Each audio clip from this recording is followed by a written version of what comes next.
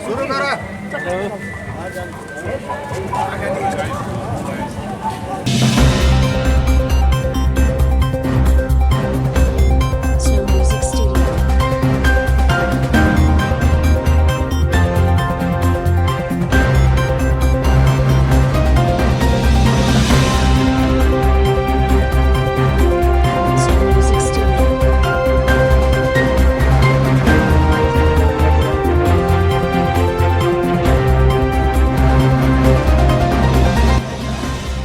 धन्यवाद कार्यक्रम सञ्चालिकाज्यू।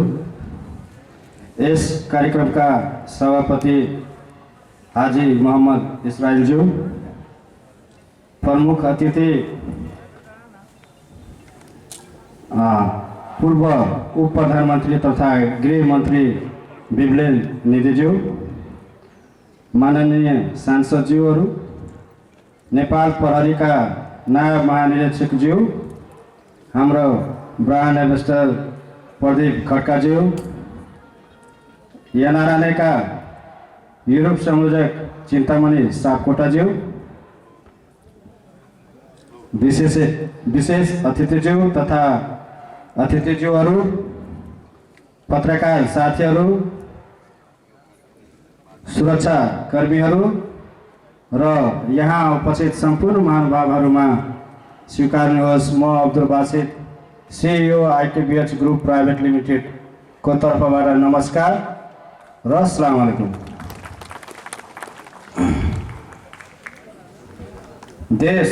देशको अवस्थाले मलाई सानो कलिलो उमेरमै वैदेशिक रोजगारीको लागि विदेश न बाध्य बनायो। विदेशमा रहँदा मैले सिकेका ज्ञान, सिप र सिकाइले मलाई छोटो समयमै परिपक्व बनाएको अनुभूति भएको छ। मैले त्यहाँ रहँदा सिक्दै जाने क्रममा आफ्नै देशको लागि केही गर्नुपर्छ भनेर धेरै पटक गुत्तलिए। देशको माया विदेशमा बस्दा बढी हुने रहेछ, त्यहाँ रहँदा केही गर्नै पर्छ भन्ने हुटुटी मनमा धेरै आइरह्यो र मेरो चाहनामा मेरो मातापिताले हौसला दिनुभयो। मेरो बुवा भन्नुहुन्थ्यो, तिमीहरू वैदेशिक रोजगारीको क्रममा बाहिर जान बाध्य भयौ, तिमीहरूका सन्ततिलाई बाहिर जानै पर्ने बाध्यता नपरोस्, त्यसका लागि तिमीहरूले अब देशमा पनि केही गर्नुपर्छ र त्यसका तिमीहरूको सन्ततिले आफ्नो देशको कला संस्कृति भाषा संस्कार जान्न जरुरी हुन्छ। यसरी मातापिताको मार्गदर्शनले मलाई स्वदेशमै उद्यम गर्ने प्रेरणा जागेको छ। र सम्पूर्ण उपस्थित मान्यजनहरूमा मेरो धेरै धेरै नमस्कार। यो मेरो फर्स्ट भिजिट हो जनकपुर। जहिले पनि म त्यो हाइवेबाट जाँदाखेरि चाहिँ जनकपुरको बोर्ड देख्थेँ, कहिले जाने होला जस्तो लागिरहेको थियो। आज बेलाकोले गर्दाखेरि त्यो अवसर जुट्यो। एकदमै खुसी छु यहाँहरूको अगाडि आएर यसरी बेलाकोको बारेमा बोल्न पाउँदा।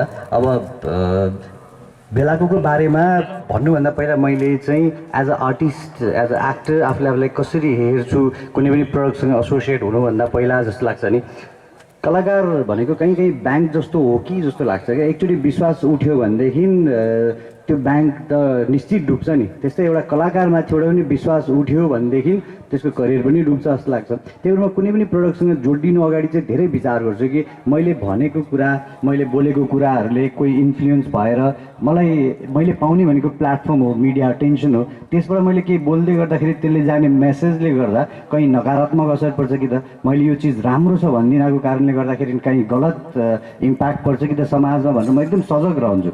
त्यही क्रममा कुनै पनि प्रडक्ट आउँदाखेरि म एकदम ध्यान दिएर विचार गर्छु। बेलाकोबाट अप्रोच आइसके पछाडि मैले त्यो क्वालिटीहरू पनि याद गर्नु पर्यो, सबै चिजहरू विचार गर्नु पर्यो भनेर बुझ्दै जाँदाखेरि मलाई एकदम खुसी लाग्यो। बेला भन्ने ठाउँबाट आएको कम्पनी जसले यो ठाउँलाई नै प्रमोट गर्छु भन्ने हेतुले हाम्रो अब्दुल सरले जुन हिसाबले अगाडि बढ्नुभयो, बेलाको भनेर ब्रान्ड राख्नुभयो, उहाँले बेलाको त राख्नुभयो, तर इन्टरनेसनल्ली हेर्ने भने त्यो नेपालको भन्ने पनि उहाँले त्यसलाई पनि ब्रान्ड बनाइराख्नु भएको छ जस्तो लाग्छ। त्यसले नेपाललाई पनि परिचित गराइरहेको छ। हामी सम्पूर्ण युवाहरूलाई एउटा जोस पनि दिइराख्नु भएको छ कि चाह्यो भने हुन्छ। विदेशमा यति धेरै हाम्रो स्ट्रेन्थ छ, युवा हुनुहुन्छ, उहाँहरू सबैलाई चाह्यो भने गर्न सकिन्छ भन्ने कुरा मेसेज पनि दिइराख्नु भएको छ।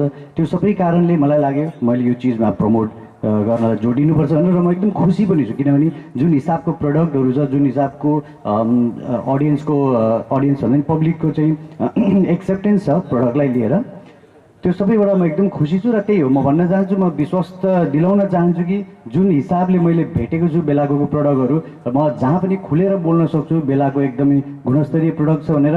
र यहाँ आउन पाएकोमा एकदमै खुसी पनि छु। अब्दुल सर, बेलाको कम्पनी, हजुरहरू सबैलाई एकदमै मुरी धन्यवाद इन्भिटेसनको लागि। म एकछिनपछि अब सहर पनि डुल्छु भन्ने सोचिरहेको छु, जानकी मन्दिर पनि जान्छु भन्ने सोचिरहेको छु। पर्सनली केही कुरा गर्न पाइयो भने त्यसमा म अझै हर्षित हुनेछु। र त्यहाँ राखेको प्रडक्टहरू बेलाको बासीको लागि बाँड्नको लागि हो कि के हो थाहा छैन, एकचोटि सोध्नु होला है। Thank you.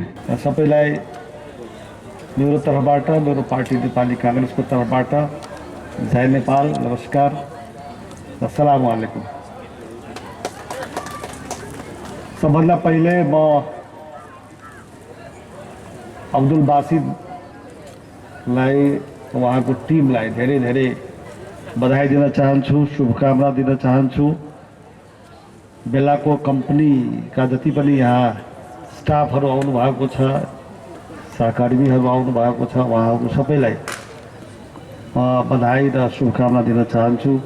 किशोरीजी जो जनकपुर उपमहानगरपालिकाका डिप्टी मेयर उहाँ बोलेर जानु हो, उहाँले भन्नुभएको थियो, हामी कुरा गर्दै थियौँ कस्तो संजोग छ, यो ठाउँको नाउँ पनि बेला र कम्पनीको नाउँ पनि बेला कम्पनी, बेलाको। त्यस कारणले यो राम्रो साइट मिलेको छ र शुभारम्भ भएको छ। तपाईँको कम्पनीका उपकरणहरू, औजारहरू, एप्लायन्सेसहरू यहाँको समाजमा र नेपालभरि नै लोकप्रिय होस्, सबैले प्रयोग गर्न इच्छा राखुन्, प्रयोग गर्न सकुन्, त्यसको लागि म धेरै धेरै शुभकामना व्यक्त गर्न चाहन्छु। उहाँहरूले जसरी बताउनु हो, सापकोटाजीले र अरू कम्पनीका धेरै पूर्ववक्ता अथोरिटीहरूले बताउनु हो कि कम्पनीको यो बेलायती कम्पनी हो र बेलायती कम्पनीले जो प्रोडक्ट गरिरहेको छ त्यो नेपालमा उहाँले यहाँ आफ्नै लगानीमा या स्टार्ट गर्न खोज्नु भएको छ। अहिले त्यो एप्लायन्सेसहरू वितरण गर्ने, बिक्री गर्ने र भविष्यमा सबभन्दा महत्त्वपूर्ण कुरा के भन्नुभएको छ हाम्रो अब्दुल भाइले भने भविष्यमा यही नै उत्पादन गर्ने पनि उहाँको योजना छ। त्यो ज्यादै महत्त्वपूर्ण उहाँको चाहना हो, आकाङ्क्षा हो र त्यो समाजको लागि र देशको लागि ठुलो योगदान हुनेछ। नेपालको अर्थतन्त्रको लागि पनि ठुलो योगदान हुनेछ। उहाँको भाषण म सुनिरहेको थिएँ बडो रुचि लिएर र बडो खुसीको साथ। उहाँले म यहाँ जबबाट विदेशमा गए रोजगारी गर्नको लागि मेरो आमा बुवाले, मेरो मातापिताले भन्नुहुन्थ्यो यहीँ आएर केही गर, त्यहाँ सिकेर र यहाँ गर्ने मेरो चाहना, त्यो सबभन्दा महत्त्वपूर्ण। यो सामान्य देशभक्ति र राष्ट्रियताको भावना मात्र होइन, यो आर्थिक गतिविधिमा, आर्थिक प्रणालीमा, अर्थतन्त्रमा कन्ट्रिब्युट गर्ने, योगदान गर्ने भूमिकाको साथ त्यो उहाँको चाहना हो। त्यो यस्तो चाहना सबै युवाहरूमा जागोस् भन्ने म उहाँको यो सन्देशप्रति समर्थन व्यक्त गर्दै, उहाँको विचारलाई होस्टेमा हैसियत सपोर्ट गर्दै म चाहन्छु। तपाईँहरूसँग पनि अपिल गर्दछु कि सकभर आफ्नै देशमा रोजगारी गर्ने, बाहिर जहाँ जहाँ जो रोजगारी गर्दै हुन्छ त्यहाँको सिप ज्ञान सिकेर आफ्नै गाउँठाउँमा रोजगार गर्दा राम्रो हुन्छ। यो बेला यो कुरा गर्दाखेरि कहिलेकाहीँ मलाई चिन्ता पनि हुन्छ, दुःख पनि लाग्छ। अहिले नेपालभन्दा बाहिर जाने जति पनि वैदेशिक रोजगारका मजदुरहरू छन्, खास गरेर सबभन्दा बढी धनुषा जिल्लाको छ, हाम्रै जिल्लाको छ। धनुषा जिल्लाबाट सबभन्दा बढी जान्छ विदेशमा रोजगार गर्नको लागि। अनि म त्यहाँ धेरै ठाउँमा गएँ। उहाँले अब्दुल भाइले भन्नुभयो, चिन्तामणिजीले भन्नुभयो, धेरै ठाउँमा घुमे पनि म विदेशमा नेपाली काङ्ग्रेसको जनसम्पर्क समितिको कार्यक्रममा र एनआरएनको कार्यक्रममा धेरै ठाउँमा मैले सोधपुछ गरेँ। केही साथीहरू मात्रै जुन अलिकति ठुलो व्यवसायमा हुनुहुन्छ, 90% नेपालका नागरिकहरू जो विदेशमा जानुभएको छ त्यो रोजगारी गर्दाखेरि श्रमिकको रूपमा काम गर्नुहुन्छ। बिल्डिङ बनाउने काम, बाख्रा चलाउने काम, गाई भैँसी चलाउने काम, बगैँचामा आँप टिप्ने काम, फल टिप्ने काम। म पुर्तगाल गएको थिएँ। पुर्तगालमा त्यहाँ साथीहरूले भन्नुभयो 10,000 नेपाली आँपको बगैँचामा, फलफुलको बगैँचामा मात्रै हुनुहुन्छ अरे, काम गर्दै हुनुहुन्छ। अनि मैले सोधेँ 10,000 नेपाली यहाँ पोर्चुगालमा, त्यो पनि आँप बगैँचामा मात्रै के गर्नुहुन्छ उहाँहरू? आँप टिप्ने काम गर्नुहुन्छ। अब हामीले तपाईँको छोरा कहाँ छ? पोर्चुगालमा छ। कहाँ छ? लन्डनमा छ। कहाँ छ? कतारमा छ। त्यहाँबाट पैसा पठाउँछ। पैसा पठाएर हामी यहाँ फुसको झापरोको ठाउँमा इँटाको घर बनाउँछौँ। हामीलाई खुसी लाग्छ नि त, मेरो छोराछोरीले पठाएको पैसाबाट घर बनाएको छु भने खुसी लागिहाल्छ नि। तर त्यहाँ के काम गरेछ उनीहरूले? यहाँ पनि काम हुन सक्छ। मैले मेरो गाउँको मात्रै होइन, एक ठाउँको साथी आउनुभएको थियो। उहाँ BSc AG पास गर्नुभएको थियो। BSc AG भनेको एग्रिकल्चरमा। म कहाँ आउनुभयो परिबी लगाउनुको लागि। मलाई जागिर दिलाइदिनु पऱ्यो भनेर। कहाँ जागिर दिलाइदिनु पऱ्यो? पहिले यही बागवानी केन्द्र थियो, पछि यो पियुष बहादुर मात्रले किनेको थियो त्यो। अनि सर्लाहीमा बागवानी केन्द्र छ, त्यो पनि सरकारको थियो, अब निजी क्षेत्रले किन्यो। उहाँले भन्नुभयो त्यो बागवानी क्षेत्रमा छ मलाई BSc AG गरेको कृषिसँग सम्बन्धित। BSc AG भनेको सानो पढाइ होइन। अनि मलाई त्यहाँ जागिर लगाइदिनु पर्यो भनेर यसो विचार गरेँ भने जागिर लगाउन कति पैसा होला त भन्दाखेरि उहाँसँग त्यो बेलाको, अहिले त होइन, आजभन्दा 10, 15, 20 वर्ष अगाडि कुरा हो, मुस्किलले 15,000, बढ्यो भने 20,000, त्यसपछि 25,000 मोटरसाइकलमा आउनै जाने। अनि मैले सोधेँ, नाउँ लिन्न म, नाउँ नै मलाई याद आउँछ। फलानुजी तपाईँको बुवाको कति बिघा खेत छ? केवल मलाई थाहा थियो। उहाँको बुवाको करिब 25-30 बिघा खेत थियो।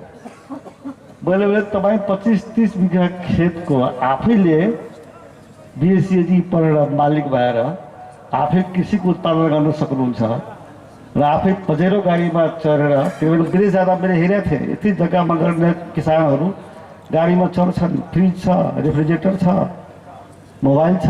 मोबाइल त अहिले धेरै घर घरमा हात हातमा, पहिले त थिएन नि त। भनेदेखि आफूले बाबुआमाको 5 बिघा 10 बिघा जग्गा भएका छोराछोरीहरू BSc AG पढ्छन्, तर जागिर खोज्छ अन्तै गएर। आफ्नो गाउँठाउँमा खेतीको आधुनिकीकरण गर्दैन, उत्पादनमूलक काम गर्दैन, व्यवसायीकरण गर्दैन, खेतलाई व्यवसायीकरण गर्दैन।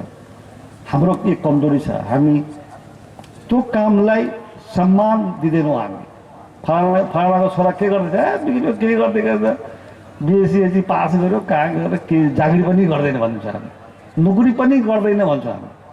त्यो नोकरीलाई नै सबभन्दा हामी महत्त्व दिइरहेका छौँ। त्यसको सामाजिक रूपान्तरण यो मनोवृत्ति पनि हुनुपर्दछ। मलाई खुसी लागेको छ, म लामो कुरा गर्दिनँ, धेरै भइसक्यो।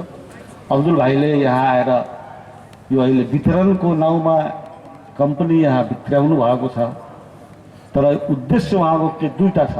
एउटा उद्देश्य यही उत्पादन गर्ने, अर्को बेरोजगार युवाहरूलाई यो सन्देश दिने, प्रेरणा दिने कि अवसर आफै निर्माण गर्न सकिन्छ।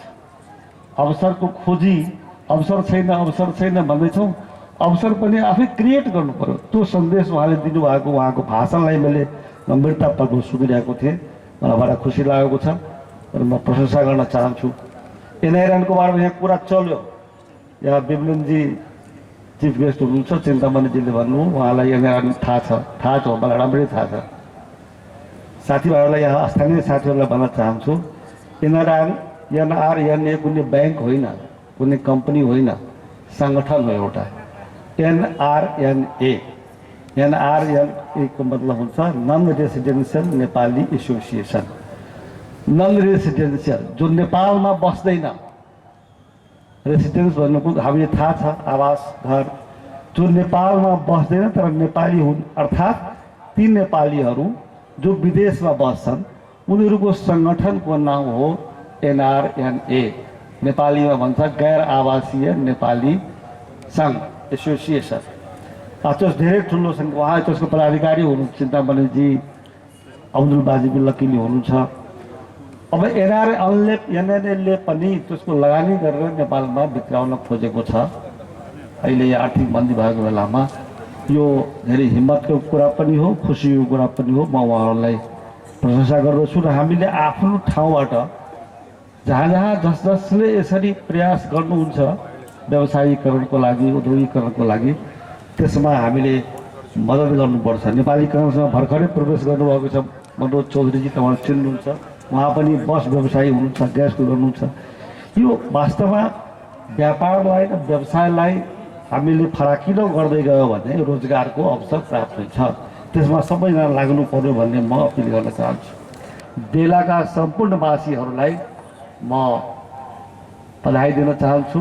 आज यस्तो राम्रो ठाउँमा उहाँले अब्दुलजी, हाम्रो इसरायलीजीको छोराले खोल्नु भएको छ, जो तपाईँहरूले अवसर पाउनु भएको छ। यसमा स्थानीय साथीहरूलाई काम गर्ने, रोजगार गर्ने, व्यापार गर्ने अवसर अवश्य प्राप्त हुनेछ भन्ने विश्वास राख्दै शुभकामना दिँदै बिदा हुन्छु। एउटा लाइन मात्रै सुनाउँछु म। कौन कहता है कि आकाश में सुराख नहीं हो सकता? कौन कहता है कि आकाश में सुराख नहीं हो सकता? हामी के भन्छौँ आकाश में केना सुराख करबै, घुमिबला नै छ, पहिले निराश भऽ जाइ छी। बड़ा एउटा शेर छै एकर, कौन कहता है आकाश में सुराख नहीं हो सकता? जरा तबीयत से एक पत्थर तो उछालो यारो। जय नेपाल।